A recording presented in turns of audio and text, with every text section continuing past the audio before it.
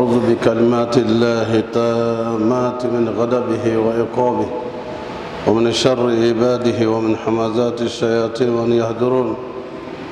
نعوذ بالله الذي يمسك السماء أن تقع على الأرض إلا بإذنه من شر ما خلق وزرع ومن شر الشيطان وأشركه. أعوذ بالله السميع العليم من شر الشيطان الرجيم. بسم الله الرحمن الرحيم. إن الحمد لله نحمده ونستعينه ونستهديه. من يهده الله فهو المهتدي ومن يضلل فلن تجد له وليا مرشدا. نشهد أن لا إله إلا الله ولي الصالحين ونشهد أن محمدا عبده ورسوله. اللهم صل وسلم على المبعوث رحمة للعالمين محمد بن عبد الله وعلى آله وصحبه وسلم. اللهم الحمنا رشدنا مراشد أمورنا ونعوذ بك من شرور أنفسنا وسيئات أعمالنا. ربنا اتم لنا نورنا واغفر لنا إنك على كل شيء قدير. Chers frères et sœurs, Allah subhanahu wa ta'ala nous dit dans le Saint-Coran, Bismillahir Rahmanir Rahim, wa zakkir fa inna zikra tanfa'ul mu'minin. Rappelez car le rappel est utile aux croyants sincères. Il y a 2 semaines, nous avons entamé de parler de l'éducation de l'enfant musulman. Et cela se rapporte bien évidemment à la famille musulmane.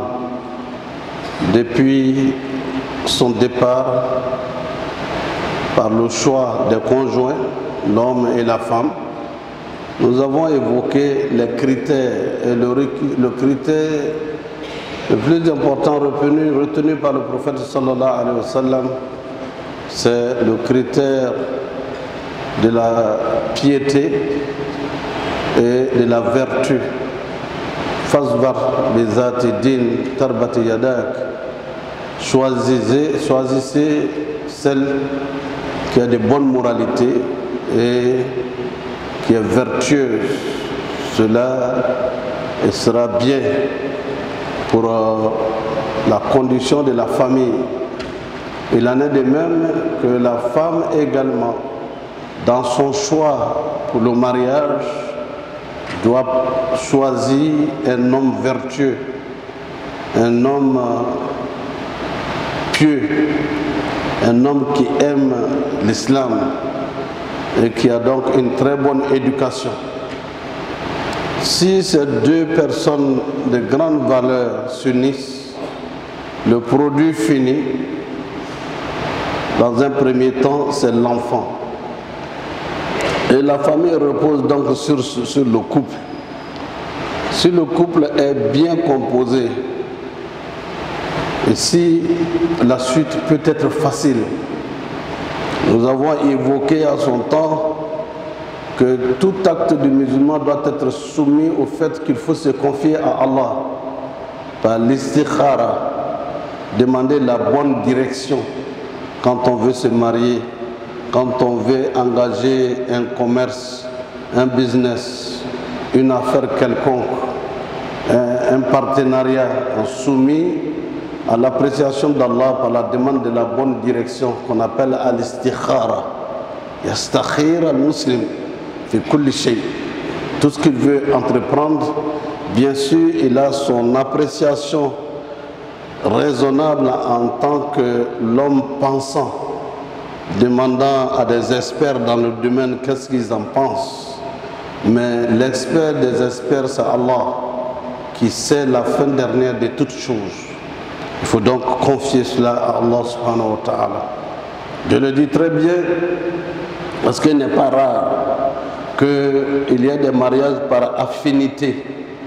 Oui, ce sont nos parents, on va se marier. Mais est-ce que les intéressés eux-mêmes savent pourquoi et comment et avec qui se marier pour apprécier le critère de bonne conduite, de bonne éducation et avoir donc tous ces éléments avant d'aller au mariage.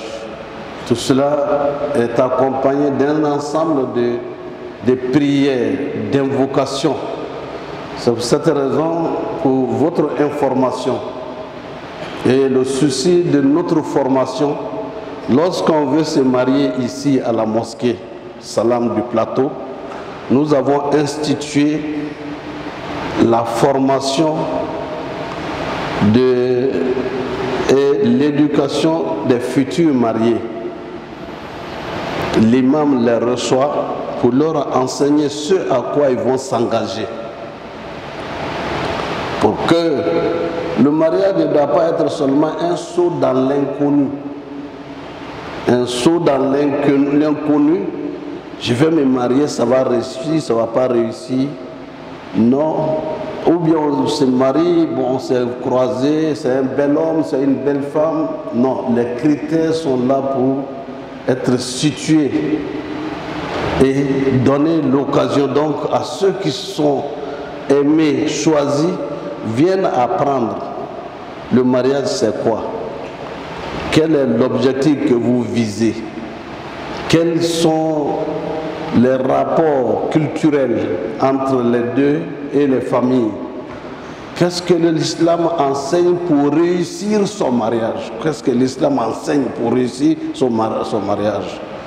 Quels sont les devoirs de l'homme vis-à-vis de son épouse? Quels sont les devoirs de la femme vis-à-vis de l'homme, vice-versa? Et ainsi, quelles sont les difficultés probables qu'on peut rencontrer lors de son mariage? Et comment éviter ou comment enjamber, comment résoudre ces problèmes? Quelles sont les différentes phases d'une réconciliation lorsqu'il y a des problèmes qui surgissent dans le mariage? Tout ça sont enseignés ici avant que les candidats aillent se marier. Pourquoi nous avons institué cela? Parce que dans le temps, nous avons remarqué qu'on a scellé des mariages, 4 mois ou même 3 mois après, on vient nous saisir pour l'imam, votre mariage que vous avez célébré la dernière fois, ça ne va pas entre les deux conjoints. Alors, ils sont même au stade de se séparer. Pourquoi? Parce que bon, on venait donner des conseils devant les parents et les amis qui sont venus pour le mariage, et les intéressés même sont tellement heureux ce jour-là qu'ils n'écoutent pas. Ils pensent déjà à leur voyage qu'ils vont effectuer pour quelques moments, et après l'habitude émousse la sensibilité, la raison émerge, et à ce moment la vraie nature des personnes fait surface. Et à ce moment, on n'arrive plus à se comprendre, on n'arrive plus à communiquer. Donc, chers frères et sœurs, tout cela, c'est la base de la famille musulmane. Et une fois que la famille musulmane est constituée, qu'il doit y avoir des rapports intimes, la première nuit, qu'est-ce que le mari et la femme doivent dire pour remercier Allah, subhanahu wa ta'ala? Donc il ne faut pas attendre le jour de son mariage, même seul, quand on a l'intention de se marier, venez prendre ces cours-là. Parce que quand on réussit son mariage, on réussit plus de la moitié de sa vie. Je peux dire 70% de sa vie. Car par le mariage, il n'y a pas seulement que la satisfaction des besoins intimes, il y a la satisfaction de tout un ensemble de choses liées à l'évolution de l'homme et de la femme. Et le mariage peut être la cause de la réussite sociale de certaines personnes, la réussite intellectuelle de certaines personnes, la réussite même matérielle de certaines personnes. D'où la nécessité d'apprendre pour comprendre, pour mieux appliquer et penser ensemble, l'homme et la femme, à leur avenir qui est entre les mains d'Allah subhanahu wa ta'ala. D'où prier dès le départ ensemble, et cela va continuer pour prier pour les enfants qui vont venir. Ainsi, Lorsque les rapports intimes doivent avoir entre un homme et une femme, il y a des bénédictions que le prophète sallallahu alayhi wa sallam, le sage des femmes, nous a enseignées. Allahumma jannibna shaytana wa jannib shaytana ma razaqtana. Oh Allah, éloigne-nous Satan. Et éloigne Satan de la progéniture que tu vas nous apporter, que tu vas nous accorder. Et ainsi, il est commenté que lorsque dans ce lien et cette rencontre de cette nuit, il advient un enfant qui va naître, cet enfant sera protégé contre le Satan et qui sera protégé contre le mauvais œil. Il sera protégé contre les mauvais génies. Il sera protégé, il sera protégé. On a déjà donc posé les jalons de la fin de l'accueil de cet enfant. Cet accueil, lorsque l'enfant vient à naître, les étapes sont longues. On ne viendra pas sur tout cela. Parce que une fois que la femme est enceinte, il y a une façon de gérer par l'islam, par les musulmans et la musulmane, une façon de gérer sa grossesse. N'est-ce pas? Parce que les études scientifiques ont montré que l'enfant est sensible même à la lecture du Coran. L'enfant qui est dans le ventre est sensible à la lecture du Coran. S'il bouge, ou bien elle bouge, comme même le Coran, l'enfant il reste tranquille dans le ventre pour écouter aussi et sentir, se faire pénétrer cette belle lecture du Saint-Coran. En revanche, si vous mettez une musique de certaine nature que vous connaissez très bien, qui fait du bruit, ces choses, l'enfant bouge pour dire je refuse d'être traumatisé par quelque chose qui n'apaise pas et qui n'apaise pas le cœur, qui n'apaise pas l'âme. Ainsi, il y a cela.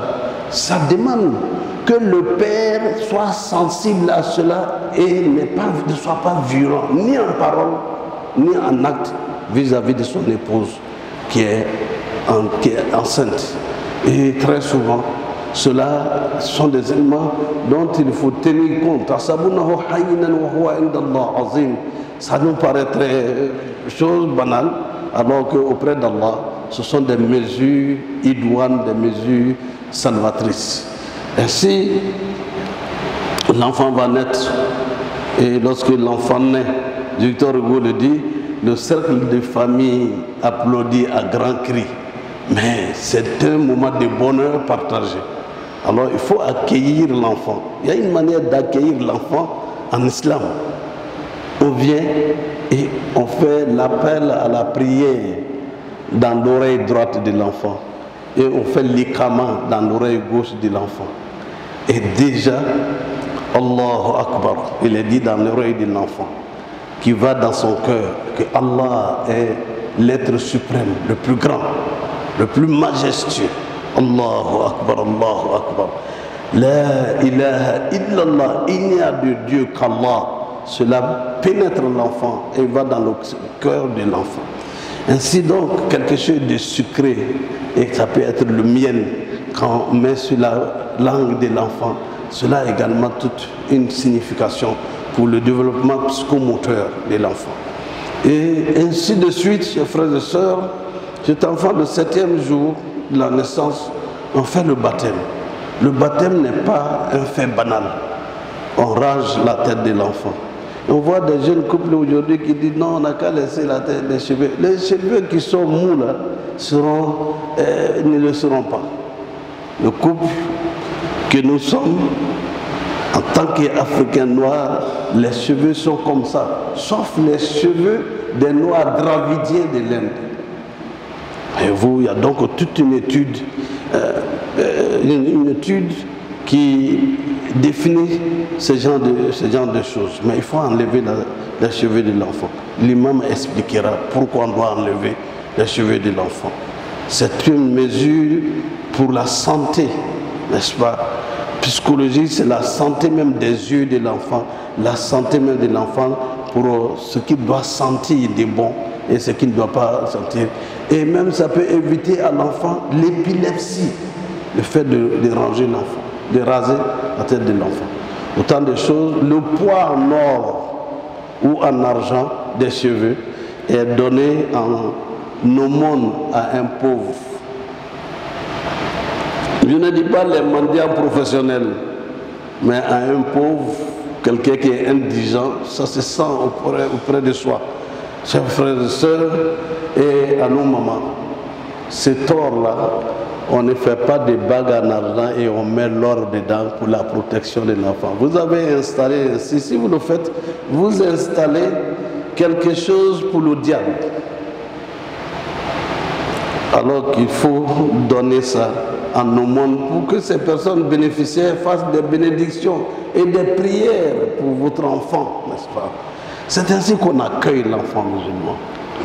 Dans ce monde, avec ses difficultés, avec ses épreuves, Allah nous connaît mieux que nous-mêmes, n'est-ce pas? Il sait, comme l'ingénieur qui a fabriqué sa voiture, il faut mettre l'eau ici, il faut mettre temps, il faut mettre l'huile ici, il faut faire la vidange pendant tel moment, il faut faire telle chose.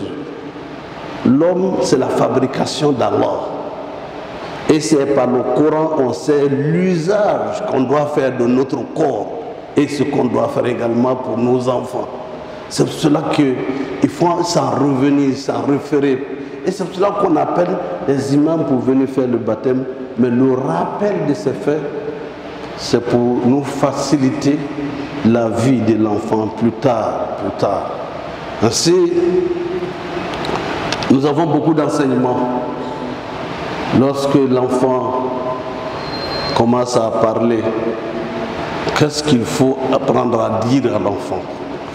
Qu'est-ce qu'il faut tenir comme langage à l'enfant? Quels sont les enseignements spirituels que l'on doit donner à l'enfant?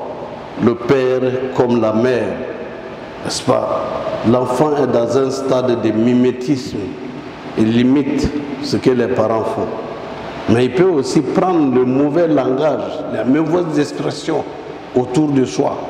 C'est aux parents de non seulement enseigner, mais également lui dire, oui, on fait ça. Et ceci, on ne le fait pas. Il faut donc faire déjà connaître que le Créateur, c'est Allah. L'enfant est curieux, il pose des questions. Il faut pouvoir y répondre. Et il faut lui enseigner l'amour du prophète sallallahu alayhi wa sallam, qui est le modèle identificatoire.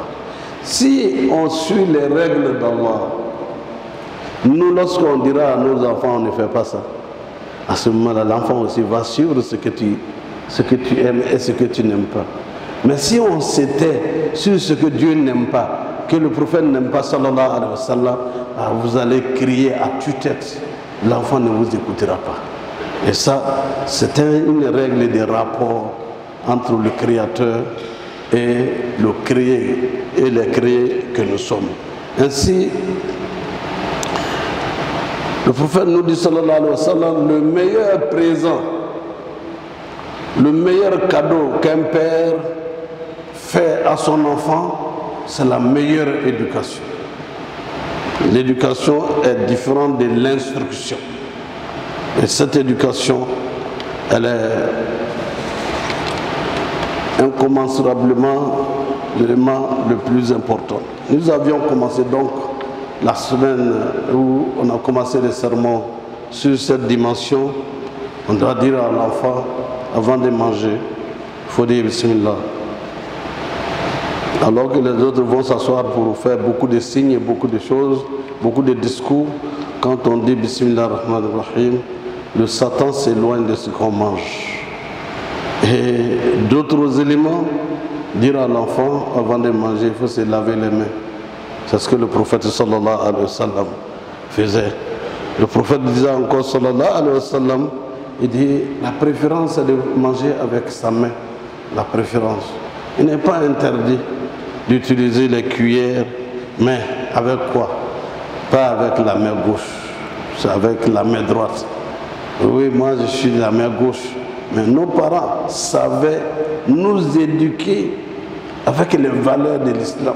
En disant, si tu manges avec la main gauche, le Satan mange avec la main gauche et te fait nourrir de choses qui sont ignobles. Donc, il faut manger avec la main. Il y a toute une incitation avec les valeurs, avec la morale, avec quelque chose qui, lorsque on le fait, on a des récompenses et on a également des bénéfices qu'on en tire. Demandez à l'enfant de ne pas laisser tomber la nourriture, de manger devant lui et de ne pas commencer à manger partout, même s'il mange seul dans son assiette. L'islam demande qu'on mange, lorsqu'on mange, on mange devant soi et on progresse vers les choses. On ne mange pas partout.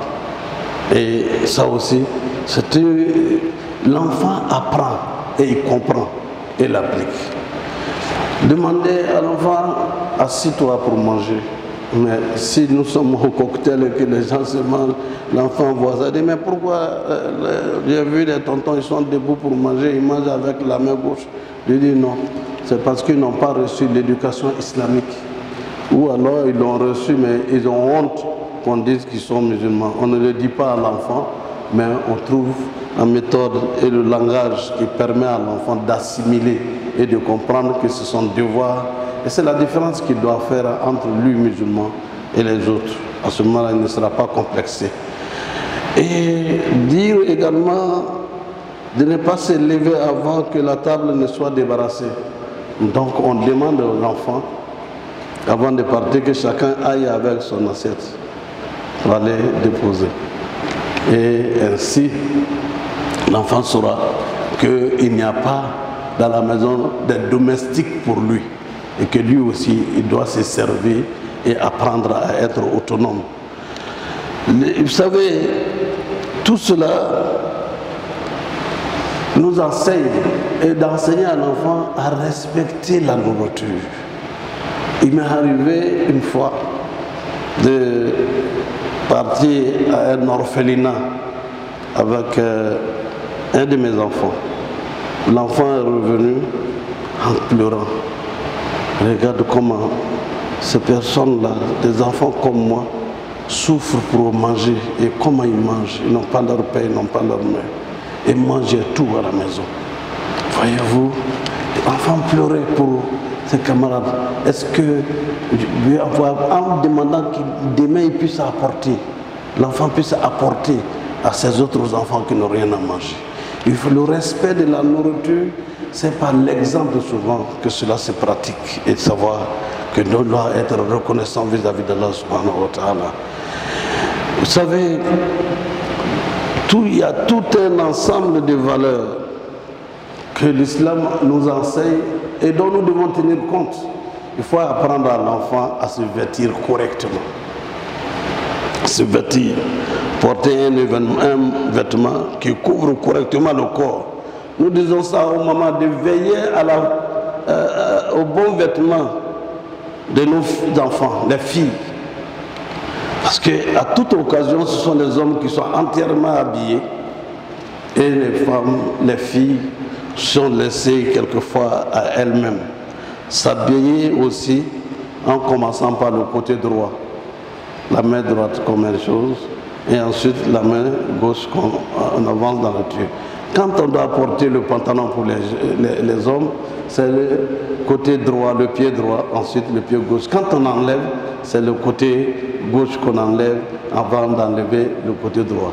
Tout ceci, et je répète, que Dieu qui nous a créés nous connaît mieux que nous-mêmes. Et tout cela nous enseigne et nous en bénéficions par l'équilibre que nous ressentons pour ne pas être en association avec Satan dans nos actes et dans nos comportements.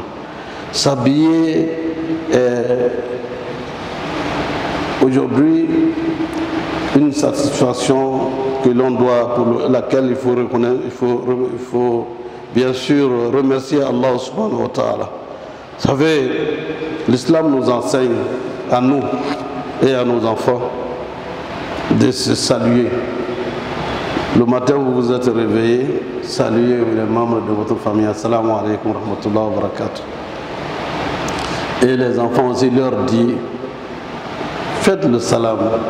Ils viennent, maman, salam alaikum rahmatullah. Les enfants, c'est comme ça, ils comprennent. Au lieu de dire salam alaikum pour tout le monde, ils viennent dire salam alaikum papa, salam alaikum maman. Et apprenez-leur à vous faire des bijoux. Et également, vous leur faites des bijoux aux enfants pour qu'ils se sentent aimés.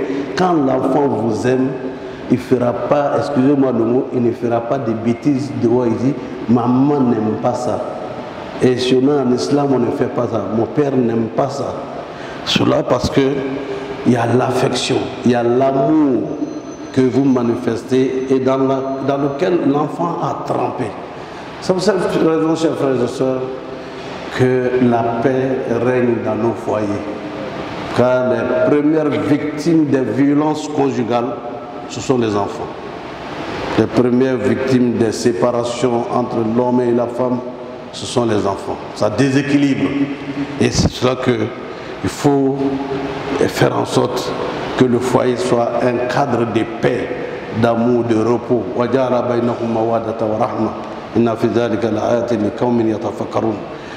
Et s'assurer que les enfants, en allant à l'école, viennent vous saluer et faire des bénédictions pour eux. Que Dieu vous te donne la science utile, beaucoup de science, beaucoup de savoir. À son retour, on demande ça s'est bien passé. Ah, alhamdulillah, l'enfant vient saluer. Assalamu alaikum wa rahmatullah wa barakatuh. Vous savez, il y a beaucoup de choses à apprendre aux enfants. Lorsque les enfants viennent vous saluer, ils s'arrêtent devant la porte pour saluer. Assalamu alaikum wa rahmatullah wa barakatuh. Mais ne laissez pas les enfants pénétrer dans la maison comme ils le veulent. Séparez les enfants dans le lit lorsqu'ils ont atteint un certain âge. Après 7 ans, l'âge de 7 ans, il faut les séparer dans le lit. Tout ceci fait partie de l'éducation et du droit des enfants, à savoir comment, dans quel cadre ils doivent grandir et dans quel cadre également ils doivent assumer leur éducation islamique. Les points sont nombreux et il faut retenir que l'enfant doit se sentir aimé.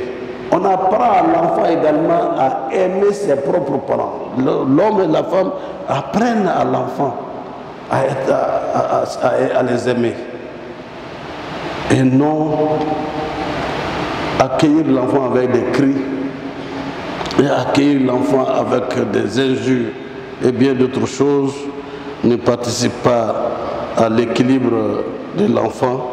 Qu'Allah nous aide et nous guide dans le droit chemin, qu'il fasse de nos enfants ce que nous souhaitons, de bons musulmans et de bonnes musulmanes, qu'Allah les guide et les mette sur la bonne voie, la voie de l'islam, Inch'Allah, pour qu'ils soient nos héritiers dans la foi et dans la voie de l'islam, qu'ils soient ceux-là qui vont prendre la relève dans le rayonnement et la promotion de notre foi de l'islam, Inch'Allah.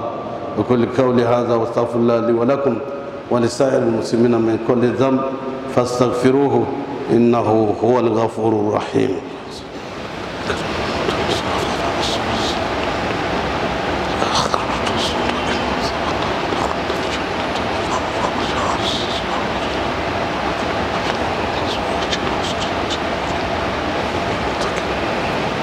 الحمد لله.